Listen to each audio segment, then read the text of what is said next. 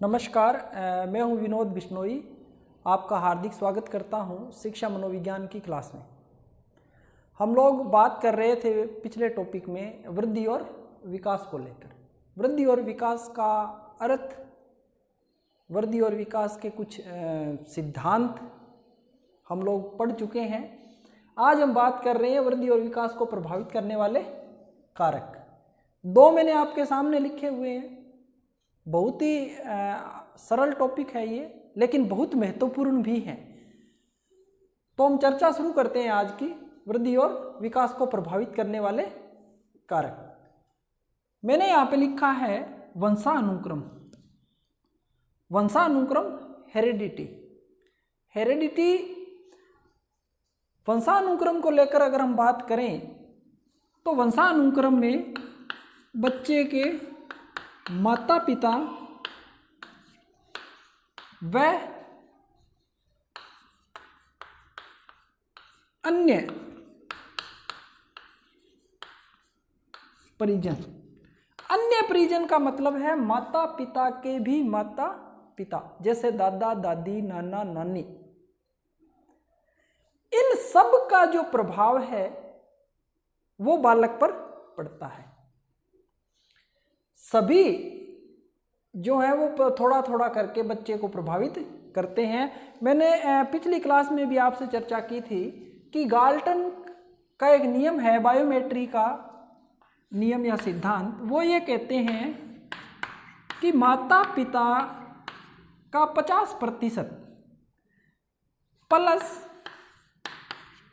अन्य जो परिजन हैं, दादा दादी, नाना नानी, उनके भी माता पिता, फिर उनके भी माता पिता, इस प्रकार से उनका हिस्सा कितना होता है? 50%। तो 50% विशेषता माता पिता से बच्चे में प्राप्त होती है और 50% विशेषता अन्य परिजनों से उन्हें प्राप्त होती है, पिछली पीढ़ियों से प्राप्त होती है।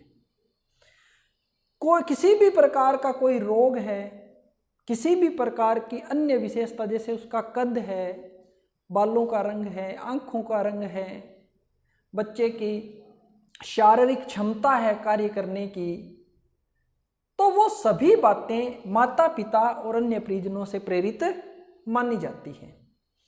इसी प्रकार अगर मैं बात करूं कि वंशानुक्रम में जो बालक हैं, उस बालक के भाई बहन जो हैं वो भी प्रभावित करते हैं। तो आप कहेंगे सर भाई बहन कैसे प्रभावित करते हैं? जब माता पिता करते हैं तो भाई बहन तो एक जैसे ही हैं, वो कैसे प्रभावित करेंगे? तो अगर हम चर्चा करें, जैसे मान लेते हैं एक परिवार में A, B, C, D, ये 4 बच्चे हैं। इन 4 बच्चों में सबसे अधिक सीखने की क्षमता, या कहें कि तेज गति से जो सीखेगा, उनके सीखने की अगर हम ड्यूरेशन निकालें, समय देखें किसी भी बात को, तो आप देखेंगे कि ये D नंबर का जो बच्चा है ये सबसे तेज सीखेगा। अब तेज सीखेगा, इसका कारण क्या है? कारण ये है कि इसको सिखाने वाले घर में अन्य बच्चे भी हैं, तो वो उनसे सीख जाता है, जल्दी बातें सीखता है। इस प्रकार हम बोल सकते हैं कि वंशानुक्रम में माता पिता और उसके परिजन बच्चे को प्रभावित करते ही हैं, लेकिन परिवार की अगर हम बात करें तो परिवार में बच्चे को अन्य सदस्य भी उसके विकास में महत्वपूर्ण योगदान देते हैं और उसके भाई बहन वो भी अधिगम करवाने में, सीखने में उनकी सहायता करते हैं। इसी प्रकार दूसरा पॉइंट मैंने आप लोगों के सामने लिखा था, बड़ा आसान सा है, भोजन। अच्छा भोजन,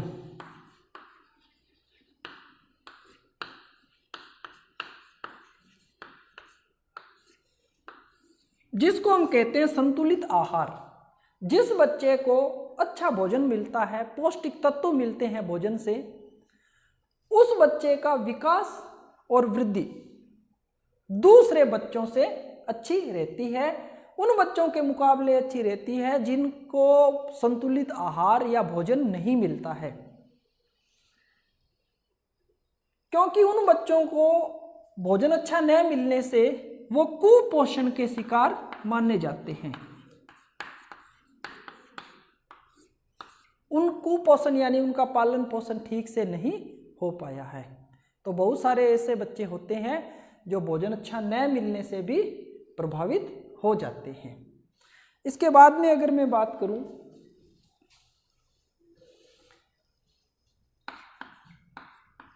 एक हम बोल सकते हैं क्रिया। अब यहां क्रिया से मतलब क्या है? क्रिया से मतलब है शारीरिक क्रियाएं, शारीरिक व्यायाम।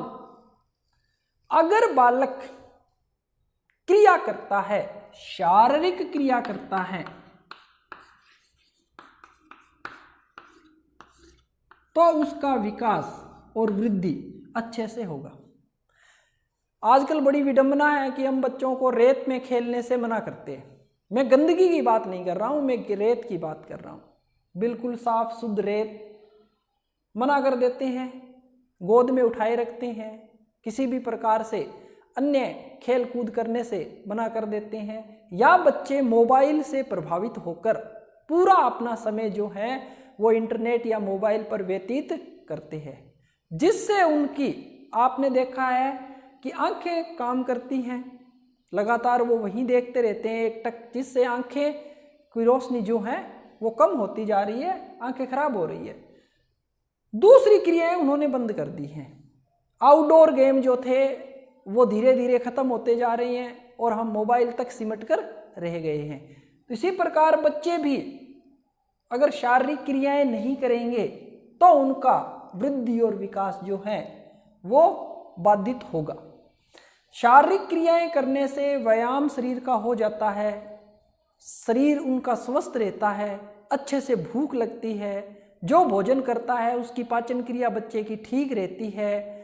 तो हमें ज़्यादा से ज़्यादा उन खेलों पर भी ध्यान देना चाहिए जो बच्चे अपने विकास को कर पाएंगे और उनमें शारीरिक भागीदारी उनकी ज़्यादा रहेगी। शरीर का प्रत्येक अंग खेलने से स्वस्थ रहता है, उसको मजबूती प्रदान होती है। इसी प्रकार विकास और वृद्धि को प्रभावित करने वाला एक और भी कारक है जिसमें हम लेते हैं आयु। आयु का मतलब ये है माता की आयु।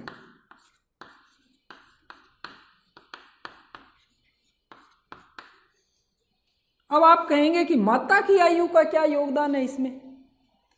तो आप देखेंगे कि जिन माताओं की उम्र कम है, कम उम्र में जिन बच्चियों की शादी कर दी जाती है वो शारीरिक रूप से परिपक्व नहीं होती हैं और विवाह होने के बाद वो बच्चे को जन्म देती हैं तो वो बच्चा भी उतना स्वस्थ नहीं रह पाएगा।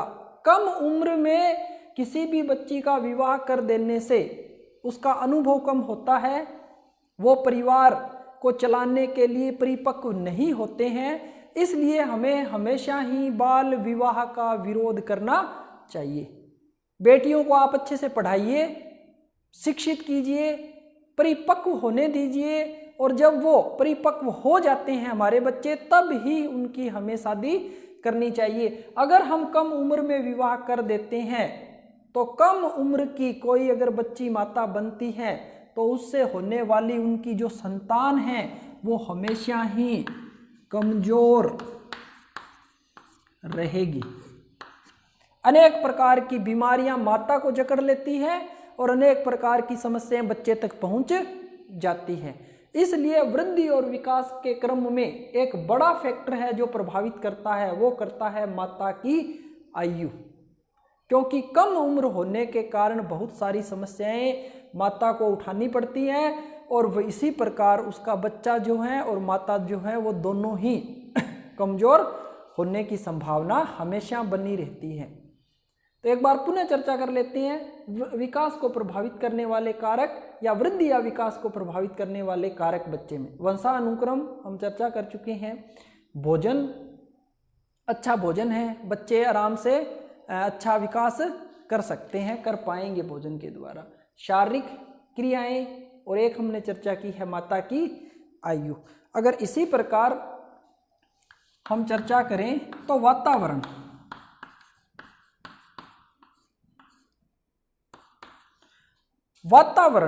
वातावरण को हम बोल सकते हैं सामाजिक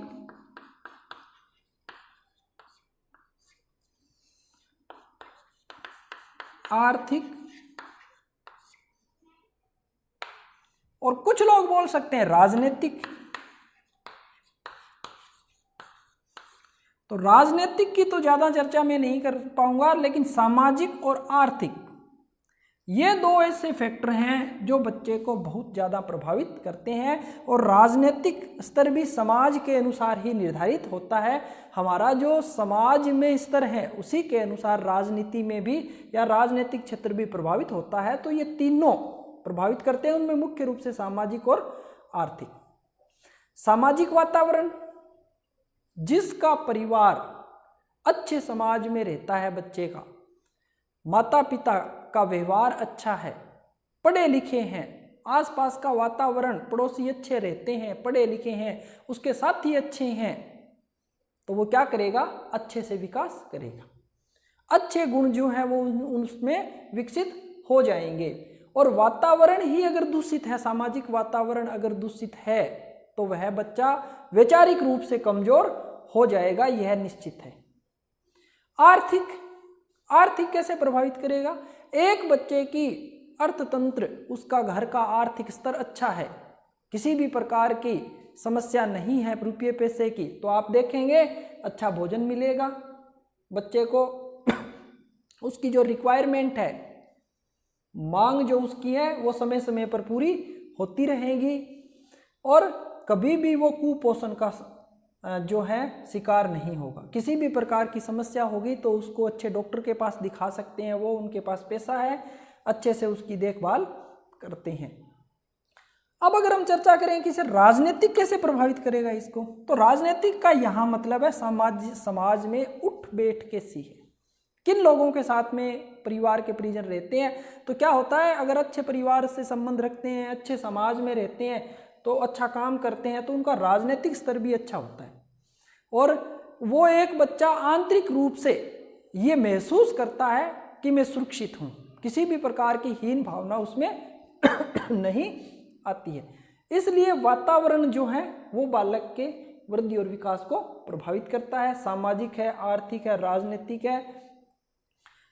कुछ सांस्कृतिक वातावरण, जो हमारे आसपास की जो गतिविधियां होती हैं वो भी बच्चे को प्रभावित करती हैं। और प्रकृति की अगर हम बात करें, बच्चा अगर दूषित वातावरण में रहता है जहां प्रदूषण बहुत ज़्यादा है, तो वो ठीक से विकसित नहीं हो पाते हैं, अच्छा विकास नहीं कर पाते हैं। और जहाँ प्राकृतिक वातावरण अच्छा है वहाँ पर स्वस्थ वातावरण होने के कारण शरीर भी स्वस्थ रहता है और बच्चा लगातार विकसित होता रहता है, उसका संपूर्ण विकास अच्छे से हो जाता है।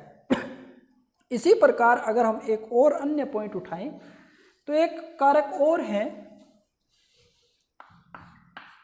जिसको हम कहते हैं लिंग। अब लिंग को लेकर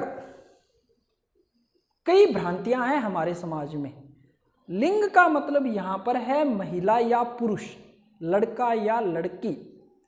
कुछ लोग ये कहते हैं कि लड़कियां जो हैं वो कमजोर हैं, कुछ लोग कहते हैं कि लड़के जो हैं वो परिवार को चलाते हैं, वो मजबूत हैं और वो आगे ज़्यादा बढ़ते हैं और आगे बढ़ जाते हैं। उनको जो है सामाजिक वातावरण में प्रोत्साहन मिलना चाहिए लड़कियों के मुकाबले लड़कों को ज़्यादा।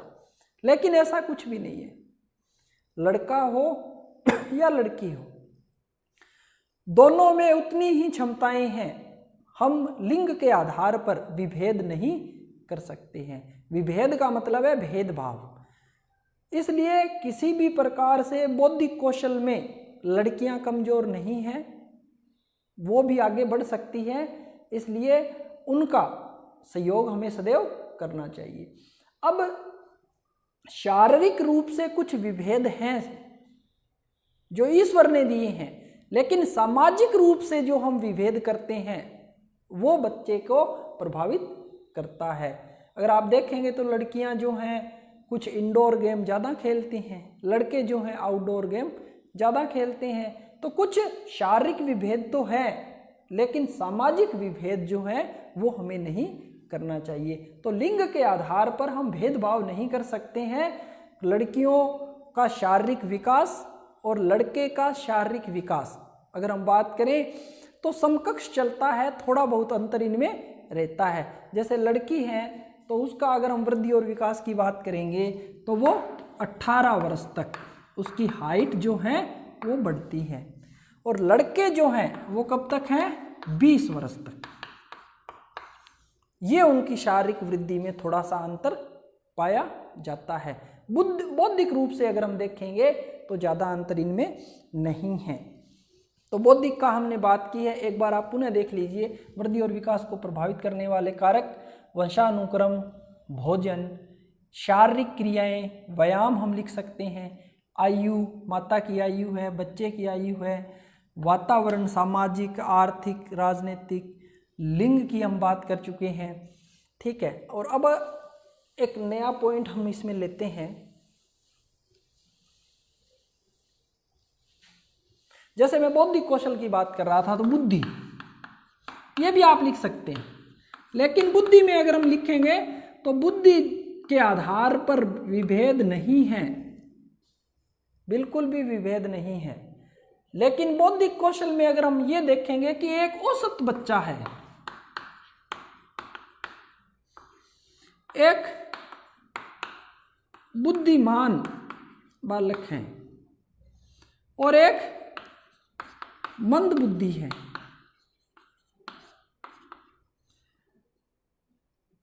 तो जिस प्रकार से मानसिक विकास और सीखने की जो गति है, इन तीनों को देखकर हम बता सकते हैं कि कुछ भेद है। क्योंकि बुद्धिमान जो है, जिसका आईक्यू बहुत ज़्यादा है, वो बच्चा बहुत जल्दी सीखेगा, विकास करता है।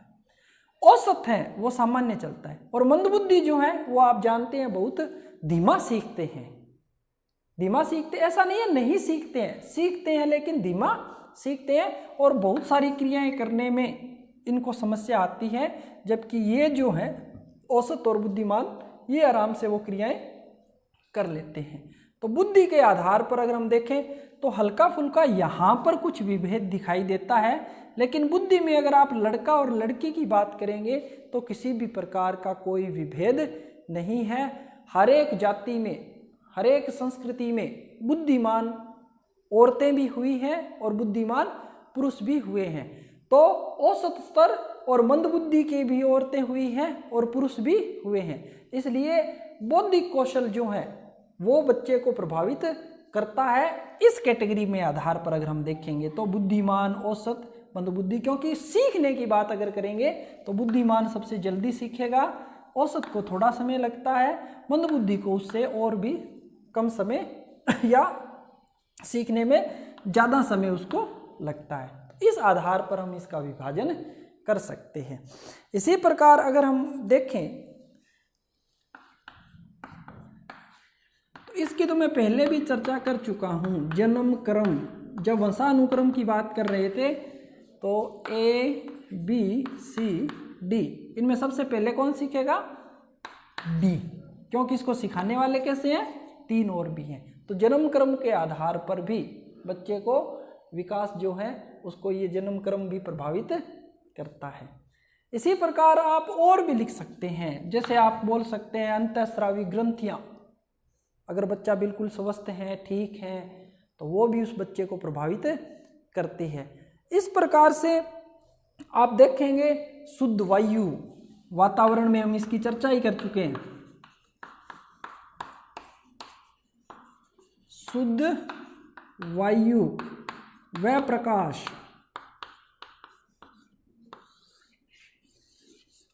तो ये तो वातावरण में हो गया। भौतिक वातावरण, मानवीय वातावरण, सामाजिक वातावरण, राजनीतिक वातावरण, ठीक है, सांस्कृतिक वातावरण, संपूर्ण वातावरण जो है वो बच्चे के विकास को प्रभावित करता है। इस प्रकार अन्य पॉइंट जो आपको लगे कि सकारात्मक हैं वो भी हम इसमें लिख सकते हैं। एक बड़ा टॉपिक होता है जिसमें हम एक बात करते हैं कि संस्कृति। अब संस्कृति में कुछ लोग कहते हैं कि अमुक संस्कृति में बुद्धिमान लोग ज़्यादा होते हैं, दूसरे में कम है, तो ऐसा कुछ भी नहीं है। हाँ, भौगोलिक वातावरण जो है वो जरूर प्रभावित करता है। वातावरण में अगर हम बात करें, भौगोलिक वातावरण, जैसे पहाड़ी क्षेत्र है तो पहाड़ी क्षेत्र की संस्कृति अलग है। रेगिस्तान में रहने वाले हम लोग जो है, हमारी संस्कृति थोड़ी अलग है, हम कपड़े अलग पहनते हैं, हमारा रीति रिवाज अलग है। पहाड़ी क्षेत्र के लोग जो हैं उनका रीति रिवाज थोड़ा सा अलग है, लेकिन उनका भौगोलिक वातावरण, जैसे पहाड़ों में रहने वाले लोगों के फेफड़े जो हैं वो बड़े मजबूत होते हैं, वो पहाड़ों पर आसानी से चढ़ जाते हैं। और जब अपने पहाड़ों पर जाते हैं, कहीं घूमने के लिए चले गए, किसी हिल स्टेशन पर चले गए और हमें बोल दिया जाए कि आप पैदल चलते हुए वहाँ तक आपको शिखर तक पहुँचना है, तो हमारे लिए थोड़ा सा मुश्किल हो जाता है। तो भौगोलिक वातावरण में अगर आप देखेंगे क्षमताओं को लेकर तो वृद्धि और विकास में वो कुछ प्रभावित करती हैं।